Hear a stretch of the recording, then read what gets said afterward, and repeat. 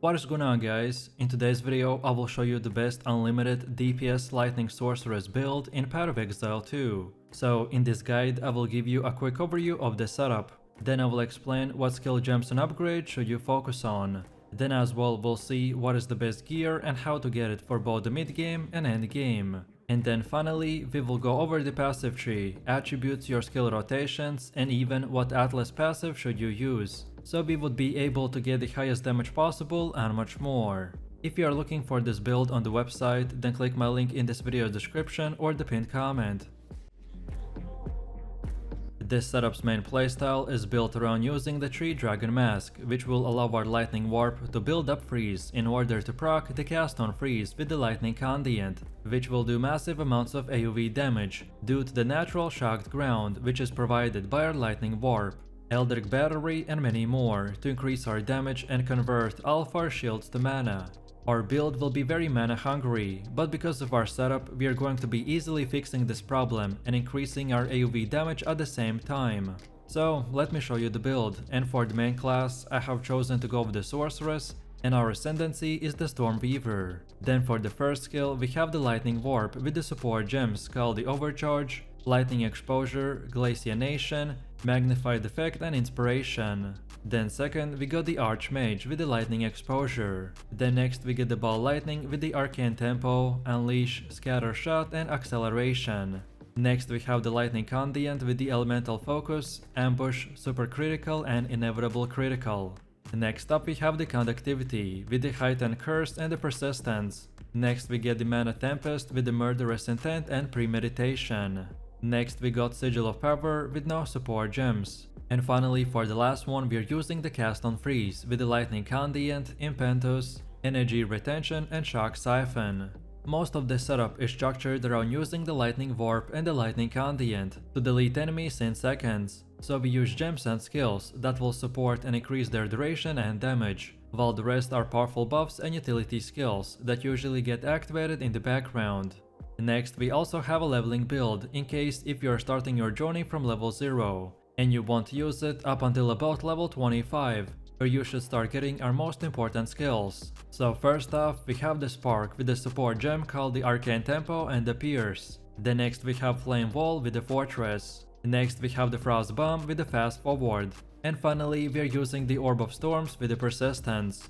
This is your basic setup up until you get our build's two most important skills. And in the early stages of progression we are using the Spark and the Flame Wall as our main ability combo, as they're very powerful, especially at the beginning. Next up we have our passive tree, and if you are interested in a full in-depth guide on how it works, then check out my beginner guide. So let's take a look at our setup, and we want to start at this energy shield node, and then go like this while grabbing all of these. So pure energy, rapid recharge, mana blessing, and the dampening shield. Then next we wanna go to right and get both of these, as well as getting the alternating current. Then from here we now wanna circle back a little and keep going up until this point, and then now turn to left. Then next we keep going until we get to the keystone called the Mind Over Matter, and then also get most of these nodes called the Touch Arcane, All Natural, and Desensitization.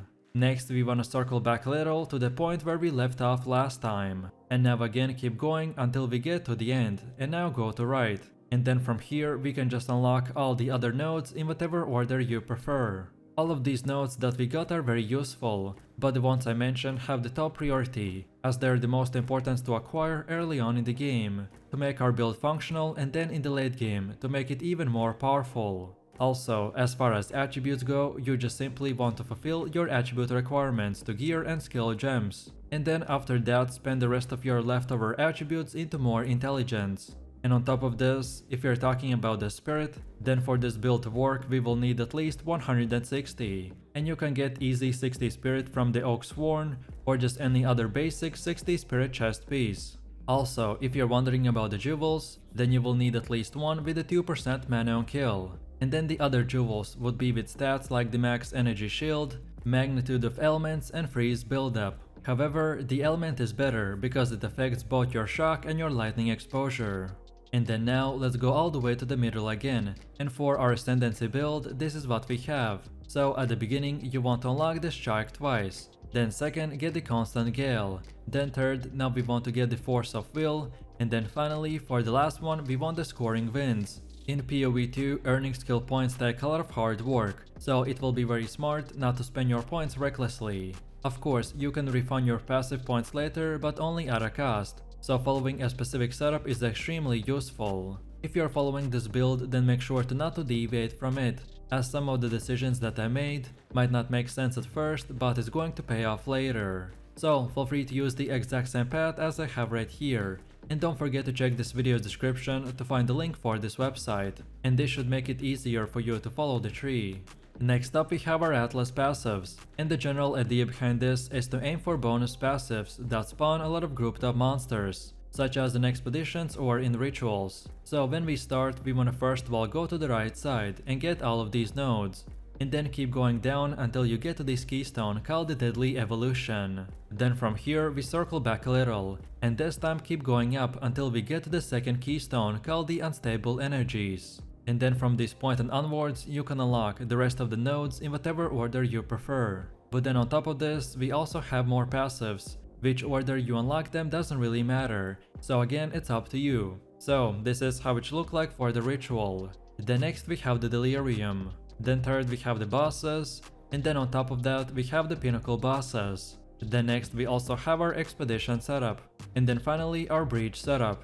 Next we have our gear. The weapon of our choice is the attuned wand with the mana drain, and for bonus stats we want increased spell damage, max mana, more levels to lightning spells, increased mana regen, and gain mana per every kill. Also, we get an offhand called the Advanced Crystal Focus with the Energy Shield, and for more we need increased spell damage, fire and cold resistance. Then for the helmet we have the 3 dragons with the Evasion and Energy Shield. As I previously said, to achieve the highest DPS you will need this item, as his special ability is that now lightning damage from hits will contribute to the freeze, in order to proc our cast on freeze with the Lightning Condiant. At the start, this item of course is not required, but if you wanna deal insane amount of damage like you saw from the gameplay, then you will definitely wanna acquire it as soon as possible. Then for the chest we have the Expert's Hexer's Robe with the Energy Shield. And for more we want even more Energy Shield, Max Life, Intelligence and Fire Resistance. Then for the belt we have the Plate Belt with armor. And for more we want even more armor, Max Life, Chaos and Cold Resistance. Getting just one item with a little bit of armor will help a lot with the damage mitigation.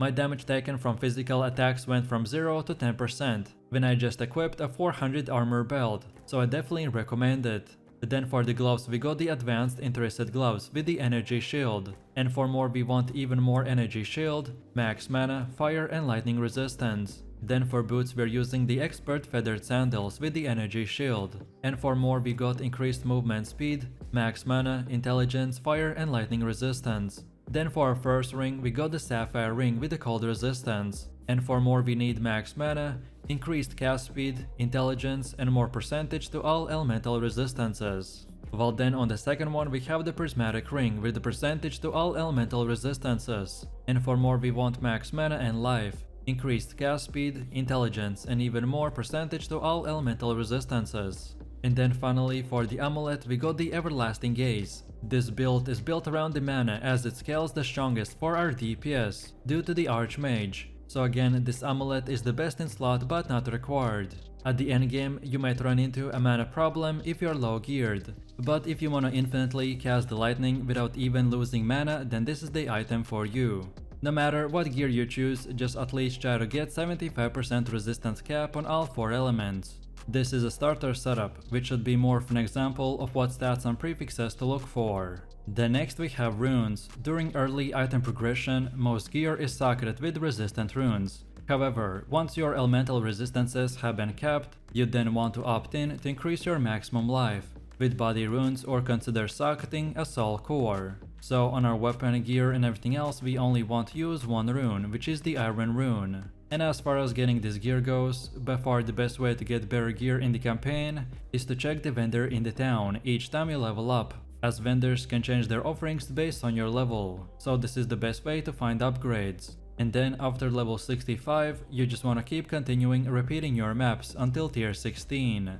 And again, for more in-depth tutorial, check out my gearing guide video. Then on top of this, we need to quickly look into the charms. Charms are incredibly useful, as by having the right one equipped at the right time can save you from dying. If you are struggling with certain bosses, then look into what damage type they are using, and then use that specific charm to increase your resistance. For me personally, I like to use the Taving charm for when I become frozen, then also the Stone charm for stunts, and then finally the Amethyst charm for chaos damage. But as I said, which one you choose will entirely depend on the enemies that you're fighting, so feel free to experiment and mix and match. And now finally, let's quickly take a look at how this build will work, and I will give you 2 rotations. So first of all, for mapping and weak enemies, we want to build our Lightning Warp to build Freeze, so then we could proc our cast on Freeze with the Lightning Condient. And therefore, our quick spammy rotation is just to use the Lightning Warp and the Ball Lightning, or perhaps the Lightning Condient. And because of the cast on Freeze buildup, we are going to be using just 1 or 2 skills, but at the same time activating even more in the background. And that is how we get so many projectiles at the same time. And then second, we get our boss rotation, which a lot of times can even do a one-shot. So this time we want to start our rotation by activating the Power Sigil, and then the Mana Tempest. And only then you want to use the Lightning Warp, and then from here again you can begin spamming with the Lightning Condient and the Conductivity Curse. We wanted to place down our preparation skills and the Lightning Warp to have our Shock Ground activated, as the damage from the Lightning Condient is very dependent on the amount of shock from our shocked ground. So let me know what you think about this build in the comments below. If you enjoyed this, then you definitely don't want to miss my top 3 best builds video, where I showed even more powerful builds. So click the screen now and I'll see you in the next one.